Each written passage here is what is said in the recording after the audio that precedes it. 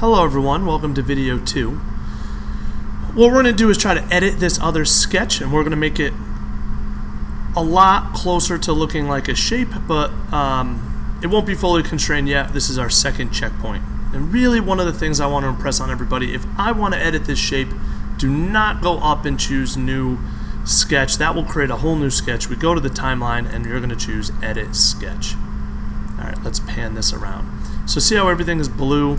I can move these around, and that's not what we're looking for. So one of the first things I want to do, let's choose the horizontal vertical idea, and I want you to choose this corner and the origin, and now that will always be on the origin. And we also want this icon right here, this should also be horizontal.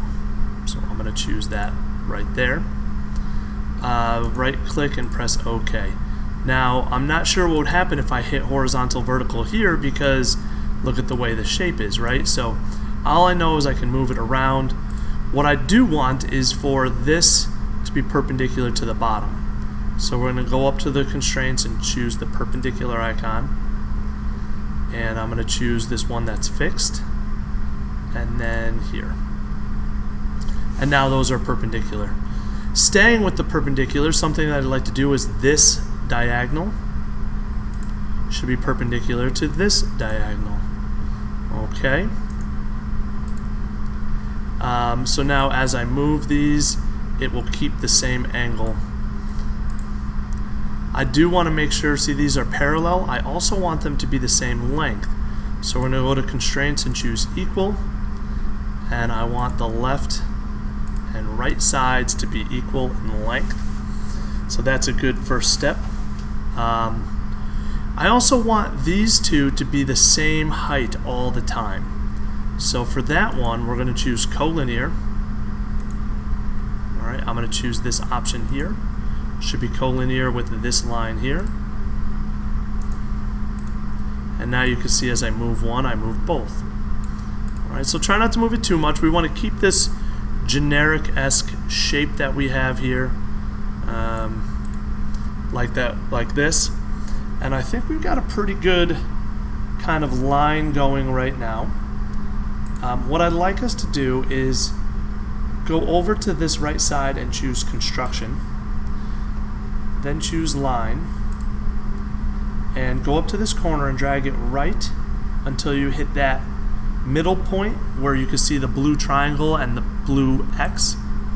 Then do the same thing here, go to a corner and drag it right until you find the midpoint. Oh, I don't want, oh, there it is.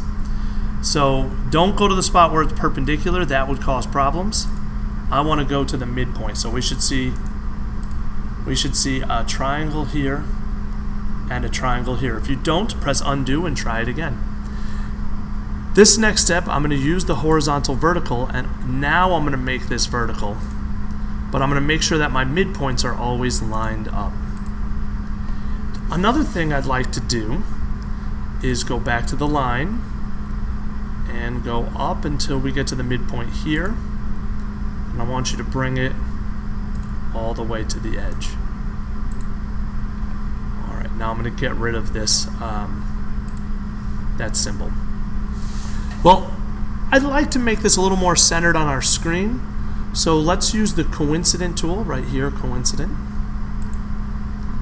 and I want you to choose this midpoint of our center line, and I want you to choose the origin, and now our shape is kind of revolved around the origin, so we should be getting this where it's like 10 lines, horizontal, diagonal up, vertical, horizontal, vertical, diagonal down, horizontal, and finally vertical.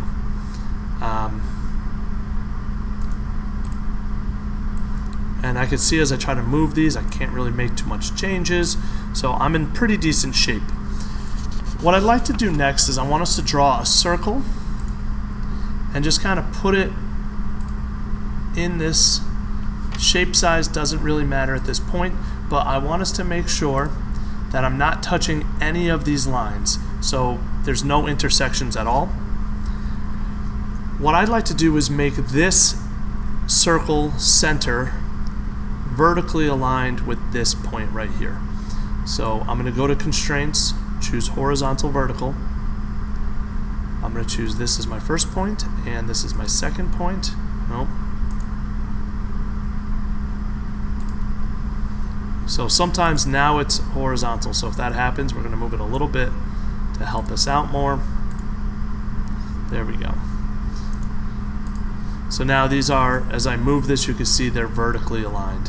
Versus before I had it too close. Remember that if it's closer, more than 45 degrees, it will go vertical, less it'll go horizontal. The next phase I want to do is maybe make this, not maybe, I want to make this circle tangent to this line. So go to Constraints. Oops, let's click off to the side so everything is highlighted. Choose Tangent. Choose my circle and this edge. Right click and press OK. So we have kind of a weird shape at this point in time.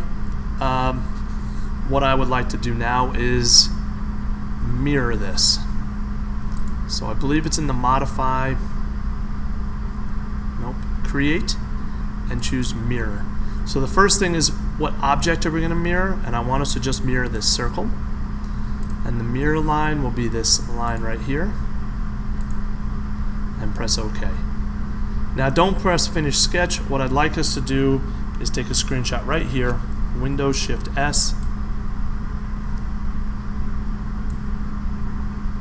Make sure you press Save. Yes, it's user saved. Then go back to your Google Classroom, and you're going to paste this. This is checkmark number 2. All right, we're starting to get a little bit of a shape. There's one finished edge, so let's move on to the next video.